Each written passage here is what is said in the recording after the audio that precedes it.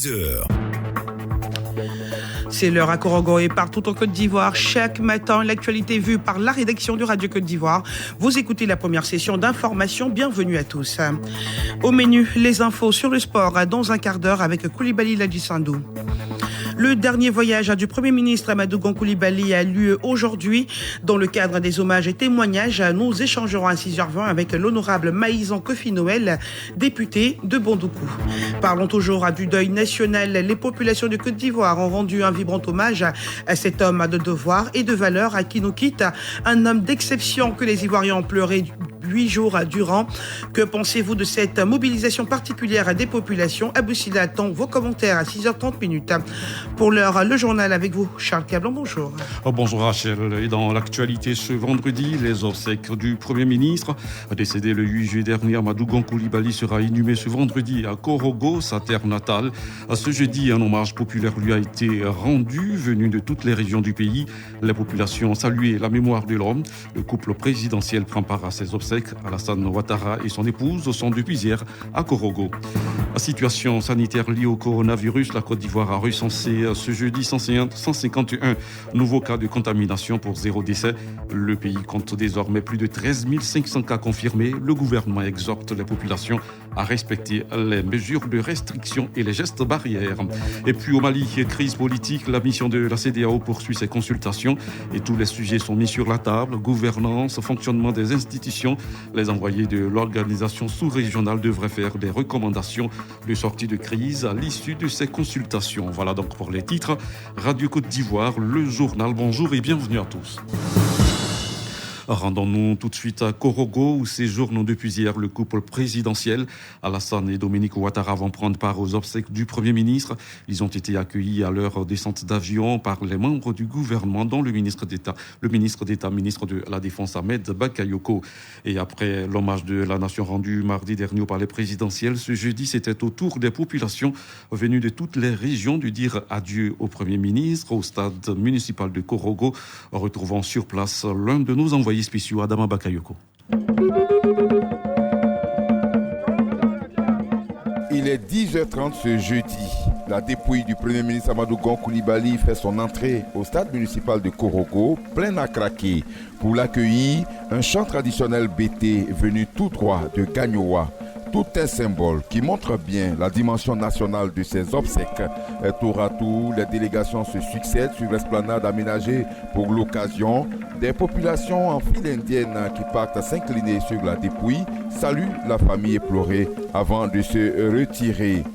Chaque région délègue un porte-parole pour présenter les condoléances à la famille. L'exercice aura duré près de 6 heures d'horloge. Tous les porte-paroles sont unanimes sur les qualités du défunt Premier ministre.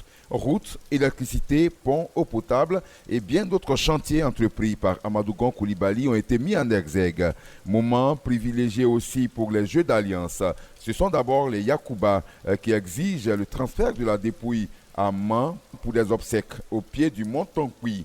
Avec diplomatie, le porte-parole de la famille Gon réussit à dissuader ses hôtes. Suivront ensuite les Oué et les Koyaka avec la même exigence, le transfert de la dépouille.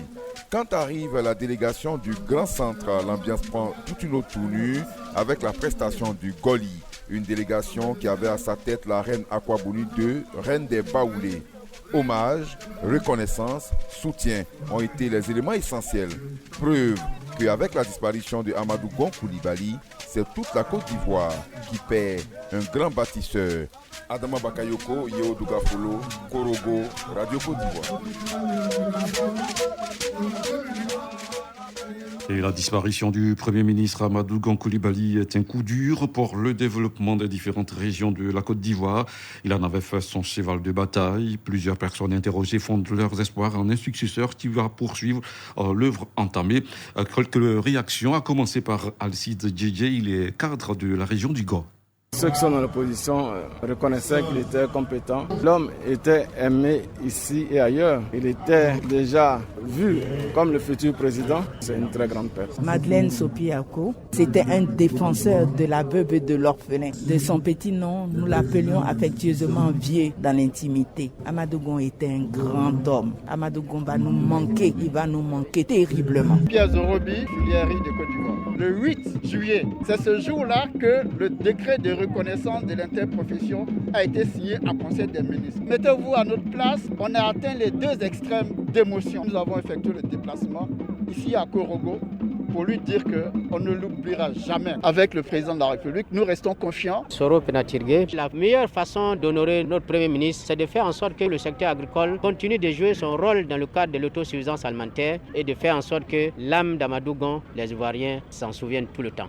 Les populations du Kyologo, de leur côté, se rallient aux nombreux témoignages qui qualifient le Premier ministre de travailleur infatigable. On écoute le ministre Adama Diawara, le porte-parole de cette région. Amadou Gon Coulibaly a énormément contribué aux côtés du président Alassane Ouattara à la mise en œuvre du port sec de Ferkete-Dougou. Amadou Gon Coulibaly a mis totalement son intelligence et sa force de travail au service du baobab de la Côte d'Ivoire, le président Alassane Ouattara, un fils du Kyologo. Des actes altruistes, il en a posé dans toutes les régions de son pays. Il a tant aimé, lui a fait don de sa vie. Mort à la tâche, à la fin d'un conseil des ministres. Quel symbole. La région du Go a elle aussi bénéficié des réalisations du Premier ministre. Au nom des populations de cette région, le chef des BT exprime sa douleur et son soutien au peuple du Nord. Gadji Joseph. Le Premier ministre Amadou Gon Coulibaly est venu à Gagnoa. Il a fait notre route, Indossi-Gagnoa, qui est en passe d'être achevée. C'est près de 50 milliards qui auraient cru en Côte d'Ivoire que les petits vont avoir une route de 50 milliards. En écoutant nos cris de détresse, il a nommé à des postes importants nos filles. Notre doyen, pour la première fois dans l'histoire de Gagnoa, PCA du fer. Comment peut-on laisser mourir un homme comme ça et puis ne pas être à ses funérailles? Aujourd'hui, nous sommes meurtris. Peuple de Korogo, ne pleurez pas.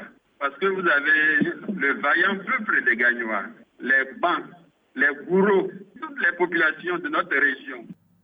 Le grand centre de la Côte d'Ivoire était lui aussi fortement représenté à cette cérémonie d'hommage avec la présence effective de la reine des Baoulés, Nana Akua-Boni II. Le peuple baoulé, grand allié du peuple sénoufo, salue un grand serviteur de la nation parti trop tôt. Jean-Claude Kouassi, porte-parole du Grand Centre. Nous sommes venus saluer la mémoire et rendre l'hommage qu'il mérite à un grand serviteur de l'État. Aujourd'hui encore, nous nous souvenons du soutien inconditionnel apporté par le peuple sénoufo au président Félix Houphouët-Boigny, le père fondateur de la Côte d'Ivoire moderne, dans son combat politique.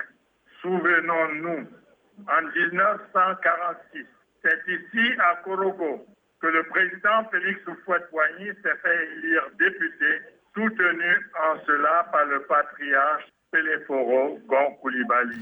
Et à Gagnoa, des milliers de personnes ont pris part à une marche silencieuse pour rendre un hommage au Premier ministre Amadou Gon Coulibaly et lui dire merci pour toutes les actions sociales qu'il a posées dans la région du Go. Environ 2000 personnes ont pris part à cette marche qui s'est achevée par un rassemblement dans la cour du hall d'information. Sissé Bachir et le député suppléant de la commune de Gagnoa s'expriment au nom du coordonnateur régional de ce mouvement. Génération gagnante, le Premier ministre Amadou Gon était notre référent et nous étions engagés pour l'aider au développement de la Côte d'Ivoire. Ce matin, nous avons voulu une marche silencieuse pour dire à tout Gagnoa que Amadou Gon comptait pour Gagnoa. Et nous savons aussi qu'il a porté Gagnoa dans son cœur. La preuve, c'est qu'on a des secrétaires d'État, ce qui est nouveau. Et puis, on a aussi beaucoup de cadres qui ont été nommés PCA. Donc, je pense qu'il méritait notre marche de ce matin pour lui dire merci et lui dire adieu. à toute autre chose à présent. On parle maintenant donc du point sécuritaire quotidien du gouvernement. Une rencontre avec la presse qui a eu cette fois-ci pour invité spécial l'aumônier national de la santé au sein du COSIM. On en sait un peu plus avec Nadège Kofi. La prévention vaut mieux que la guérison. C'est en substance ce que l'on peut retenir de la communication de l'imam principal de Trècheville. Selon le guide religieux, plusieurs actions ont été mises en place, tant avec le COSIM que l'Alliance des religieux pour la sensibilisation des fidèles chrétiens et musulmans depuis la survenue de la Covid-19 en Côte d'Ivoire. Imam Harouna Koné. Ce sont essentiellement les sensibilisations. Avec l'Alliance des religieux, on a des affiches publicitaires, on a des messages qu'on passe sur les radios confessionnelles pour sensibiliser nos communautés à respecter les mesures barrières. Au niveau de l'Alliance des religieux, nous nous engageons à poursuivre la diffusion des messages tant au sein des mosquées que des églises, temples et autres lieux de culte, tout en menant des actions au niveau communautaire, sans oublier les personnes vulnérables. L'imam invite les fidèles musulmans au respect des mesures barrières à l'occasion de la célébration prochaine de la Tabaski. Imam Harouna Koné.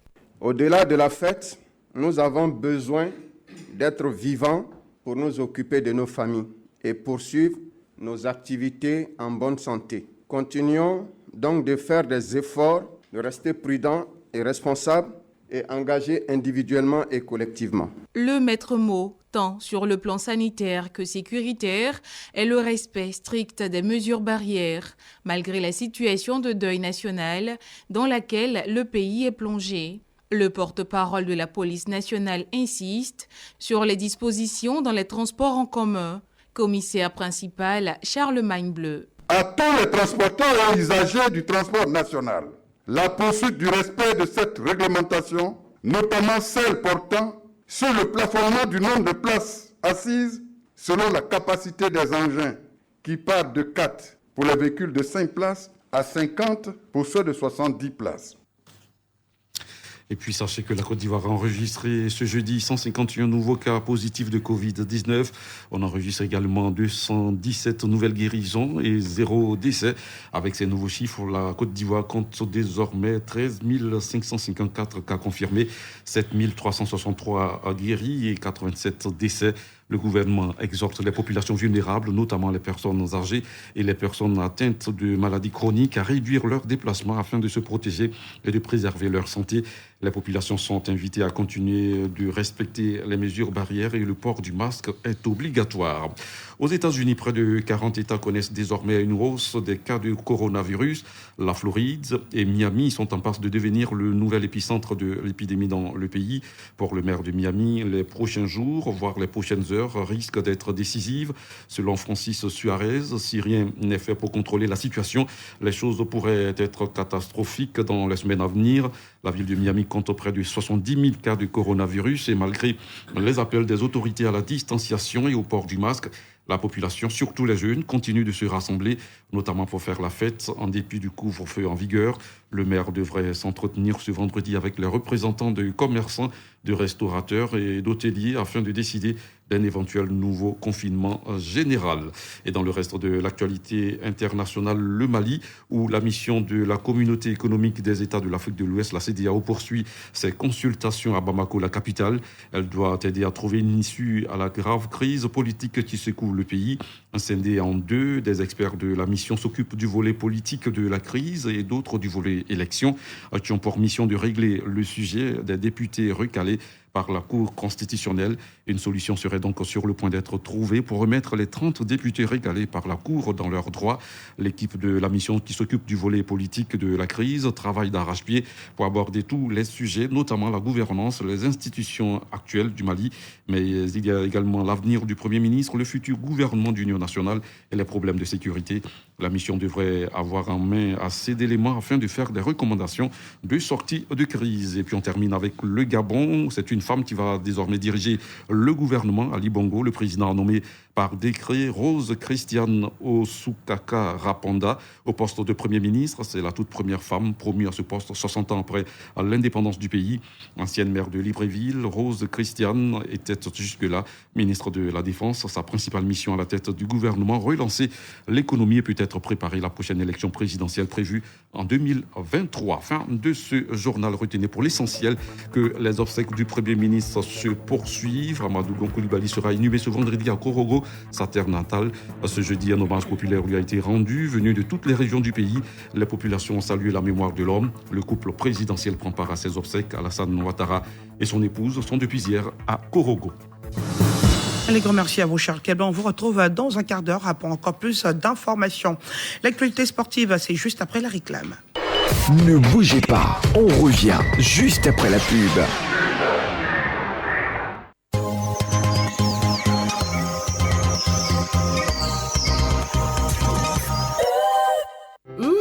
Ça sent bon ta sauce et c'est bien rouge. Maman, c'est le double concentré de tomates Alissa, fait à base des meilleures tomates naturelles, sélectionnées pour leur goût et leur qualité. La tomate Alissa se conserve très bien et ne noircit pas. En plus, Alissa rehausse le goût des plats. En voici des manières. C'est ma fille qui me montre des astuces de cuisine. Alissa, le goût parfait, existe en boîte de 56 grammes, 400 grammes et 2,2 kg. Une marque Caridor.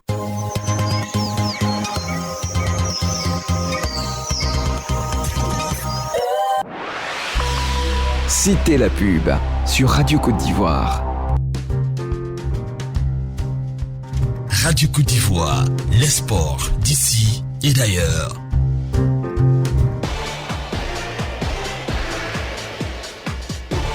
Le journal des sports. Coulibaly Sandou. Bonjour Sando. Oui, bonjour Rachel Logo-Etienne, bonjour à tous. Vous nous suivez en direct d'Abidjan Plateau. Bienvenue au rendez-vous de l'information sportive sur Radio Côte d'Ivoire.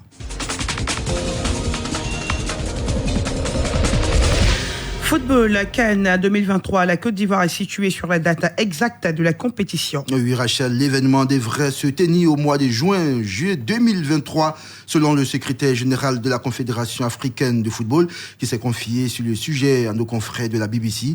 Habituellement prévu en janvier-février, le report de la CAN à une période pluvieuse en Côte d'Ivoire dû au décalage de la Coupe du Monde des Nations 2022 au Qatar, qui se disputera en novembre-décembre 2022.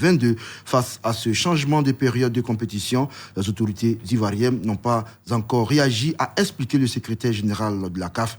En attendant, avant l'ouverture des dossiers de candidature à la présidence de la FIF, prévue du 20 au 31 juillet prochain, les chances de Didier Drogba pour briguer la présidence de la Maison de Verre s'amenuisent.